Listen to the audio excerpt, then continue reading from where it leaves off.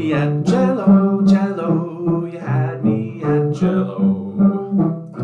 You had me at Cello. Oh, you had me at Cello. Hi, everybody. It's 5 o'clock on a Friday again. How about that? And we'll kick the weekend off with another installment of Cello Chat.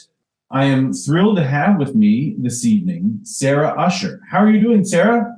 Doing fine, thank you. Very well. Great.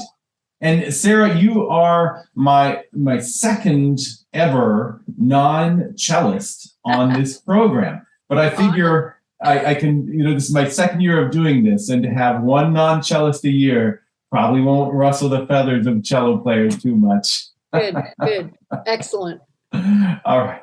So would you introduce yourself a bit and tell and this is one of my favorite parts, is just this biography of how did life's journey take you through your musical path to where you are?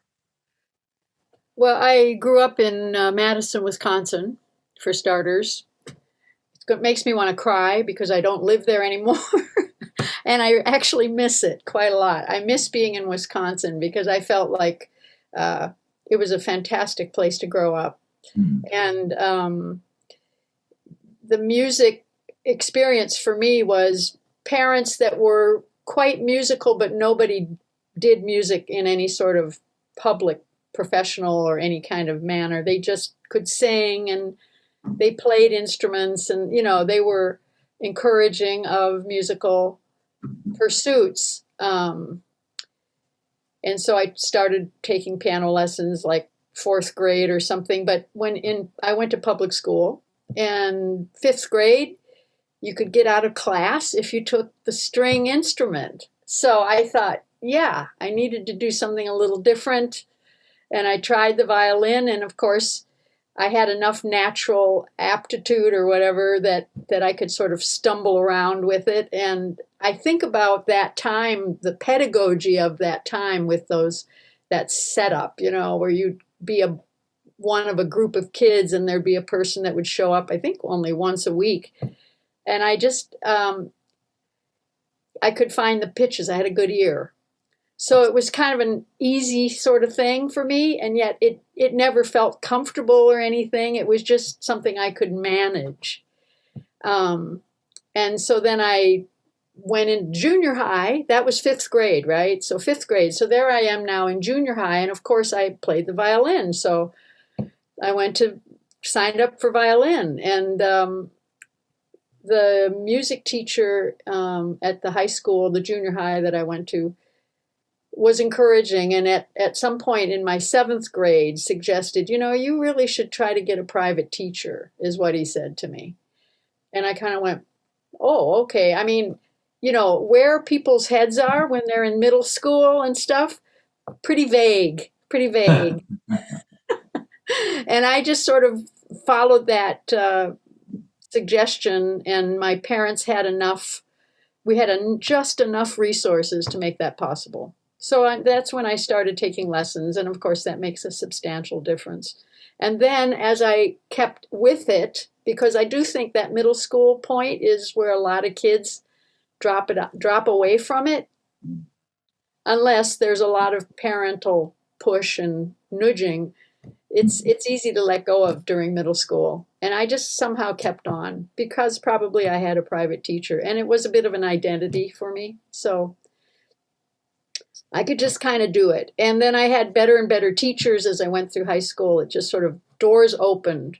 And then this wonderful human, Marvin Rabin, showed up, started the Wisconsin Youth Symphony. And I went into that because I could, and I got accepted and all that. And so, doors just kind of would open, and I just kind of kept doing it. And then suddenly, high school, I get a full scholarship to go to UW, but I didn't take that one. I got another full scholarship to go to Boston University.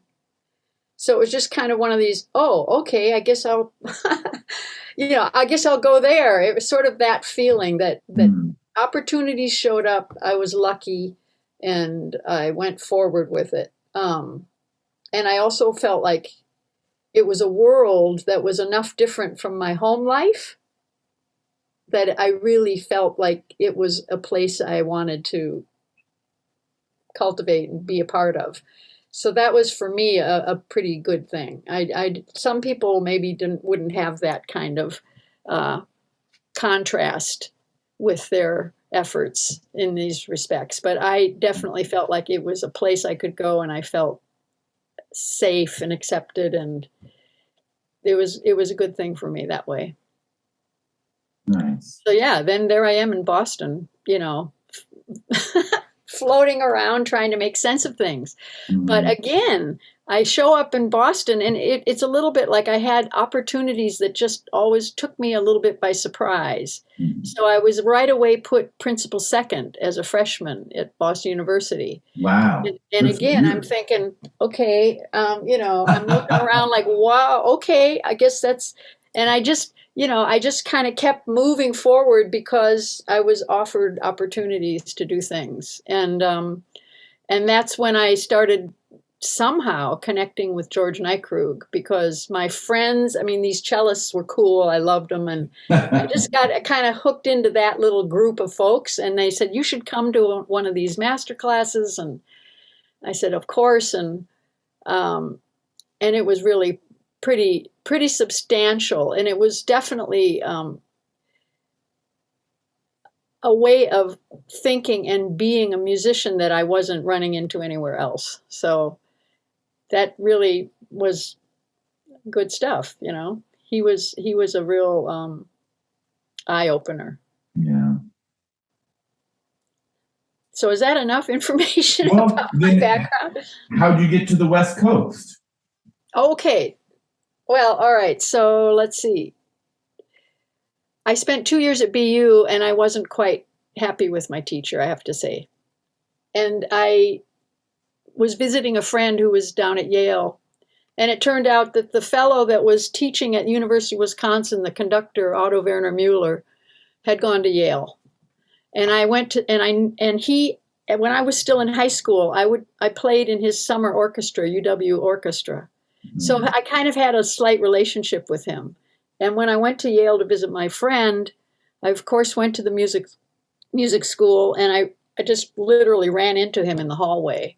And I just remember looking, he's like 8 feet tall. I remember looking up at him and just saying, I think I want to come to your school, and I think he pulled strings or something, no pun intended. And I ended up going to the certificate program in Yale Masters graduate school, the certificate program that they had for people that didn't have bachelor's degrees yet, but were accepted into the school.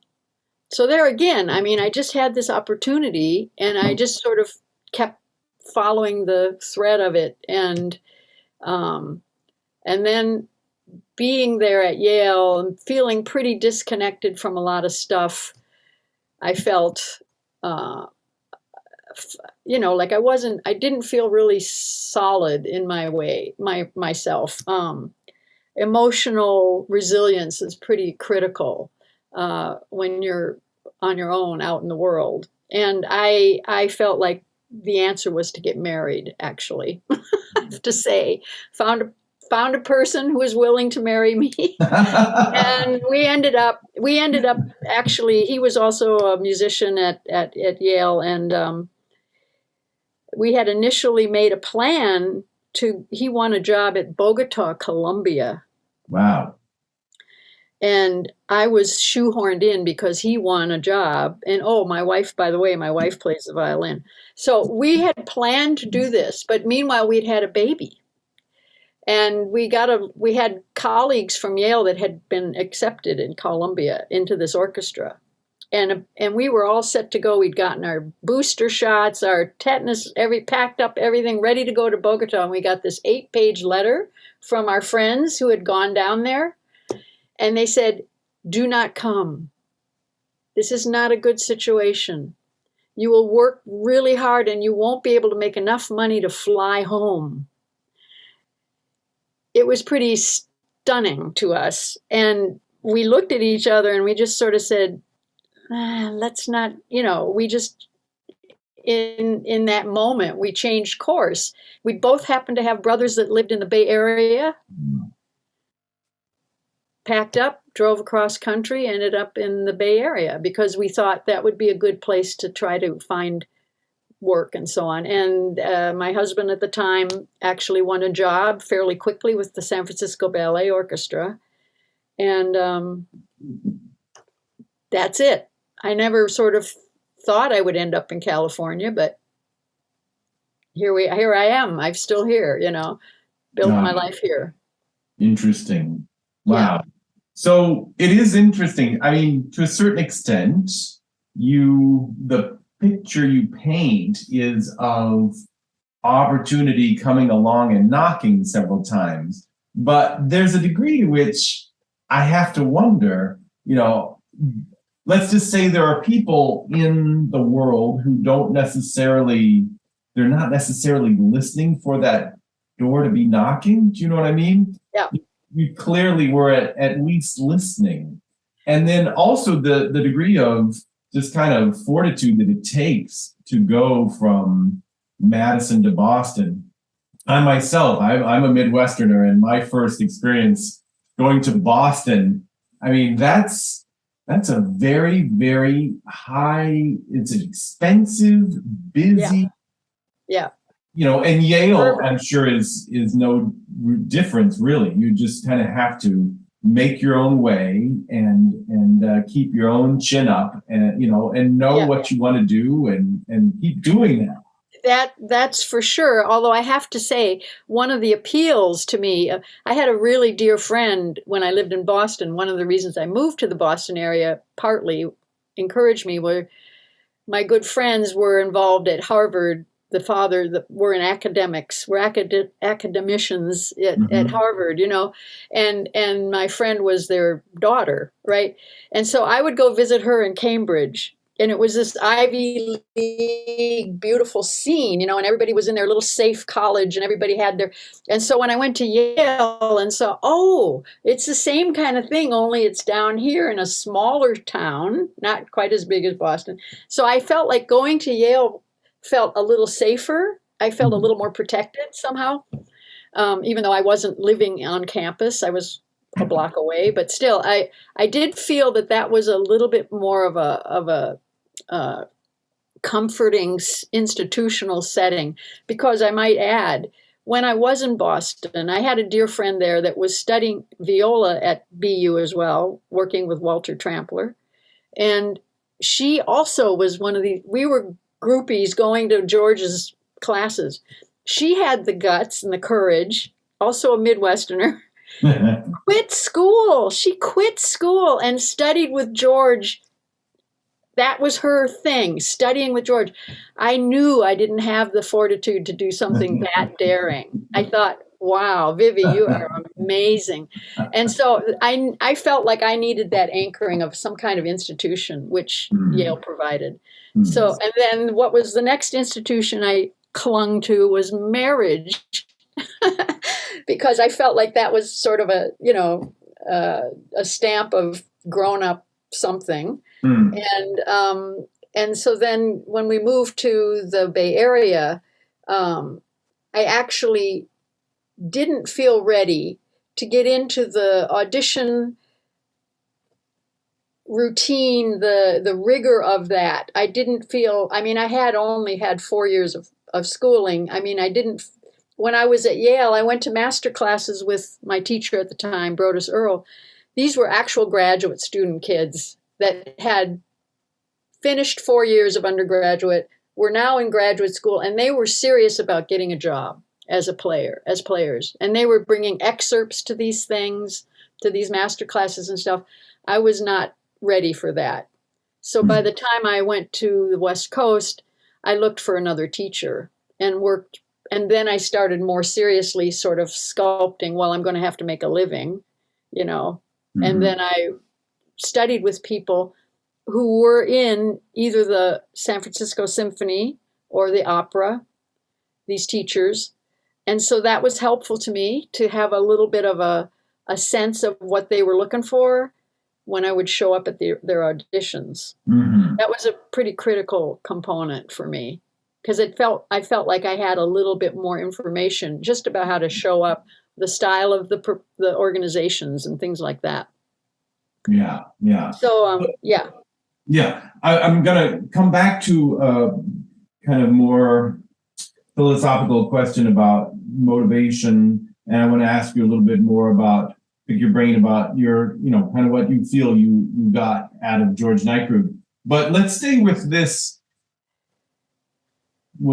kind of this life journey as a musician story a little bit more, because there are quite a few people these days who, if they major in music performance, don't necessarily say, and I'm going to keep auditioning for one of the big full-time orchestras until I get in, by golly.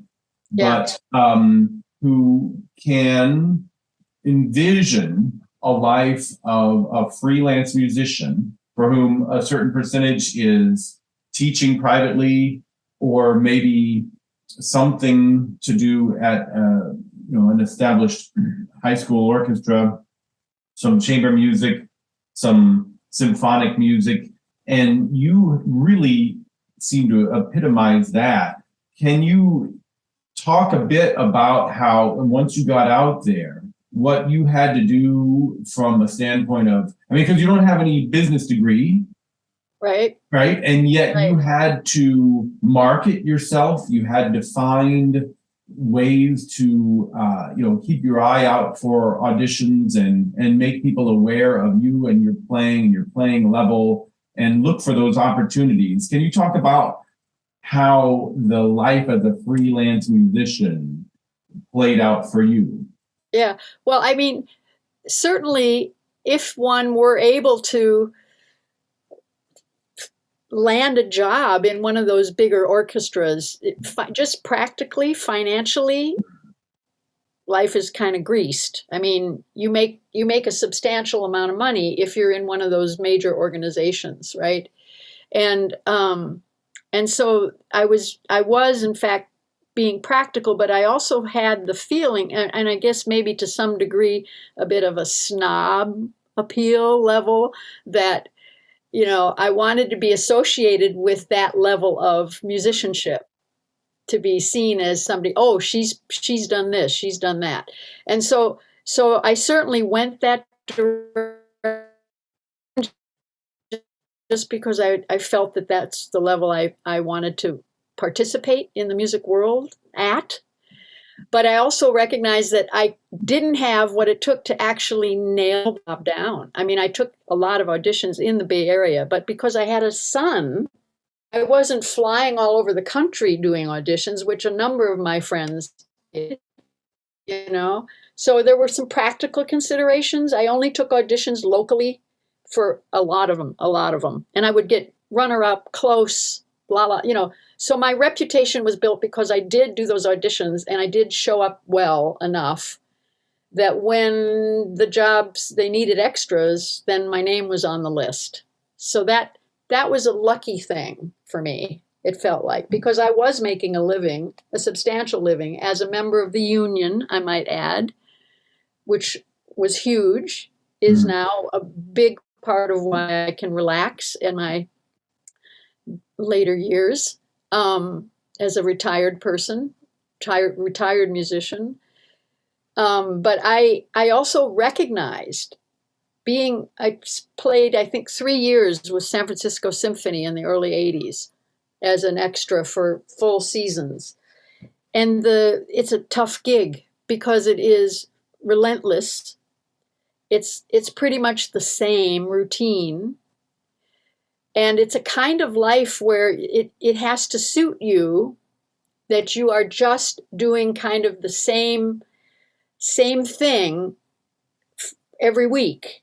And I found that it really, even though I couldn't win the job, I have to balance that out. I didn't actually win the job. Might have felt different if I had the job.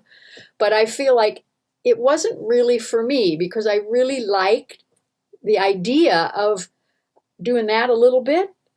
And then of course, I like to teach. I taught kids even when I was in high school. I had some students, I do love that one-on-one thing, and just talking with kids about how they learn and all that stuff.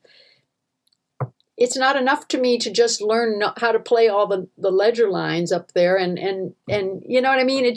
I like the variety of it. So I was lucky that it worked for me that way. Was I unhappy that I didn't nail down a job? I mean, yes and no is how it looks to me now. It was okay that I didn't really. But the freelance life is frustrating because you do have to hustle all the time. You have to pay attention. You have to notice when are there more gigs? Who's off? Who are the personnel managers? Who's in charge of things? You have to be kind of schmoozing all the time, connecting with folks and being personable. And of course, you have to show up capable to do the thing. So that's tricky. That's a lot of work. Okay, necessity being the mother of invention, do you think that, I don't know, the degree to which you're aware of the various personnel managers, etc., but at what point, for example, did you decide I'm going to, because you're one of the founders of the Corvo String Quartet, right? Yeah. Okay, so great. So the degree to which you go, I'm going to create something new. Yeah. So I mean, I feel like I would bump into situations where you're hustling all the time. You're trying to do the right things. You're trying to make a living. Raise your son. All this kind of stuff. The musical experience that would feed me quite often had very little to do with where I was making money doing it. And so I recognized that I would run into different friends, musicians, and we would read together or something. And it's sort of like the motivation to get together to be a musician could not be about how much money I was going to make. It had to not be about that at a certain point. And I could afford to have that thought even, because obviously I was making enough money. So to then be able to just have some time when I would play with people who I just enjoyed being with and whose musicianship I had great regard for, they would feed me in a different way that was really important. Because then it was like, okay, this is why I'm doing this, And in fact, my Corvo String Quartet particularly wanted to feel like what we did as players was we were entertainers. We wanted it to be significant, what we were offering. So our favorite thing was we would play for funerals. I mean, it moved us to do that. It meant it was significant for us as musicians that was the reason we were coming together, was to play something that would be helpful to humans in difficult times. And it kind of makes me want to tear up a little bit because, it's like, why else, really, And not that doing all that other high level fancy stuff funded by Chevron and stuff wasn't valuable, but it also kind of missed the point for me anyway, and my colleagues. I'd like to suggest that as well. So there was that, and then I want to, if I can, talk a little bit about at a certain point, again, a practical decision. There was a Crowden school here that was started by a wonderful woman, Anne Crowden, who just wanted to really give kids who had talent and ability a place where they could play music every day. So it was a private school for very talented little kids and wealthy, I may add, little kids. And so at a certain point, I needed the income, and it was from 8 to 10 every day, early enough in the day that I had time to do a bunch of other stuff. So I started teaching there and I was there for 10 years at the Crowden School. And Anne passed away. I was very close to Anne. She was a really important person to me, important mentor. She passed away, and there was a new music director there, and it was time for me to move on from that setting. And when I did move on, that's when I started developing this other stuff in the public schools. This program that I think I mentioned to you that was down the street. Edna Brewer Middle School in Oakland Public Schools. And I made friends with the teachers there and told them I was in the neighborhood and did they want someone to come in and work with the kids. And it felt like a very different kind of teaching with a very different level of kid in terms of their resources and their musical opportunity was nil. So for me, it was kind of a philosophical slash, emotional something switch. It's like I felt like I was going to have a lot more to offer those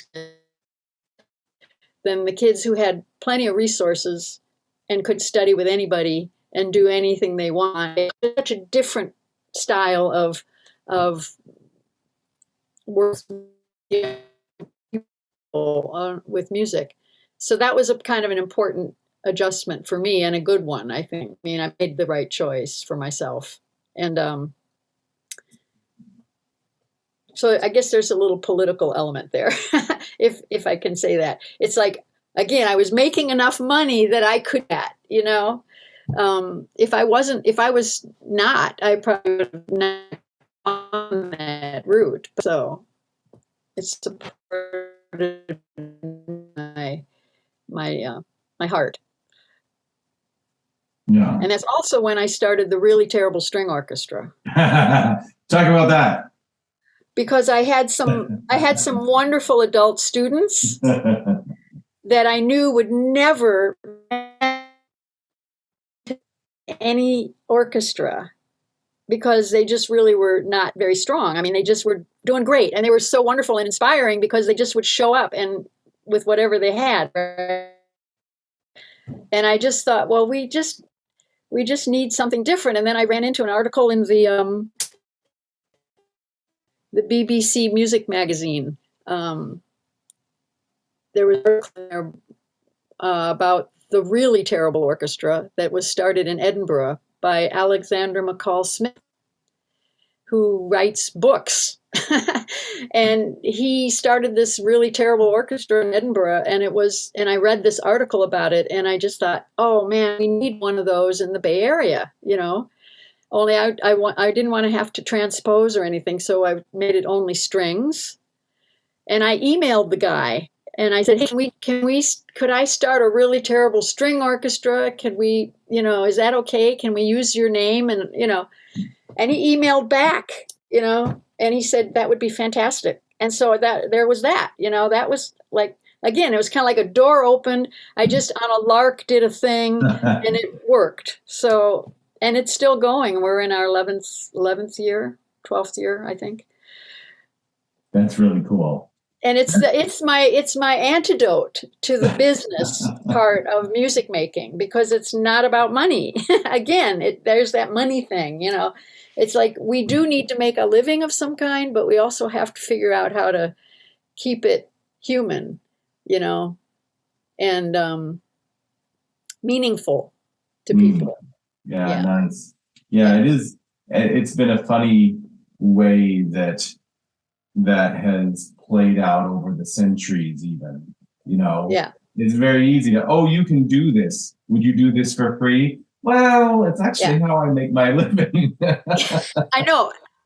And there we are. We're dealing with our political realities, right? And if we had, I have to say there was that experience being in Europe. I did a little traveling, and the attitude towards musicians in Europe is pretty different. You're considered an artist because you play a musical instrument well enough. And it's not quite the same here in this country, I'm afraid. It's definitely more commercial. And you're more of a blue collar worker in some respects. But there have been times in the centuries when that's been the case, like Haydn's right. orchestra or something. Yeah. Oh, sure. Absolutely. The Right. pendulum swings. The pendulum swings back and forth. Yeah. All right. So I do want to ask, I think as far as I can tell, and Neikrug isn't the only one. There are some uber geniuses in probably, I'm sure every art, but of course we're talking about music, that where when people come in contact with them, no matter in what manner, it affects them for the rest of their lives. And so I'm just kind of curious, what are some of your kind of favorite takeaways that have continued to resonate with you from Neikrug's approach to teaching? I think the thing that kind of and thank you for this opportunity, because I've really had to kind of figure that out in a way for myself. There was something about the physicality, the gestures that George would ask and show his students about a passage or about some component of what they were trying to achieve musically, that included this kind of gesture, physical, I want to say comfort, but just sort of, and maybe, I don't know even the right words, ergonomic or something. There was just something about that it would just make a phrase or a shape or something happen with this amazing ease. There was something so beautiful and easy looking about it. Maybe hard to find, but it felt like, of course, that's what we have to be able to do, figure that out. It's not, and I just, that I think is sort of was it for me, that it just like, wow, that really worked, what he showed that person to do in the Rococo variations, for example. It's like night and day difference. That was very exciting and inspiring to me. But could I have done that myself? Well, I could to some degree, but again, I feel like I'm still looking for those kind of perfect gestures that will make the thing work, the phrase or the musical idea. Yeah. See what you think of this. Do you ever wonder, for example, what George thought of the theory of the 10,000 hours of practice to become an expert? You know what I mean? Yeah. How wow. his approach was like, wait in line for this technique. No, I see a route over there. I can just go get it now. Yeah. You know what I mean? Yeah. Right. Interesting, huh? And even I have to say, Brodus Earl, kind of not quite the same way as George, but he would just sort of put enough question marks into our heads about, well, how do you get to where you're trying to go? That it was kind of revelatory. I mean, you do have to practice. I mean, there's no getting around this. No. You do have to spend time with our instruments, right? But you also have to really tune into yourself in a big way. You have to really recognize how much it is a kinesthetic experience on all levels. I mean, even to the point where we feel the pitch. You can feel when it's in tune. It's not on a machine. Thank you very much. And yet we do use our machines, right? But there's something very, connected for us as players with what our sound is, Excellent. Yeah. All right. Well, that dovetails nicely to the topic of motivation. One of the things I ask everybody. Again, there are people for whom motivation is not an issue. Great. Yeah. But for other people, whether it's just certain days or a phase where they get into a lull, what are some of your favorite go-tos to motivate your own private students, or things that you did to motivate yourself at those times?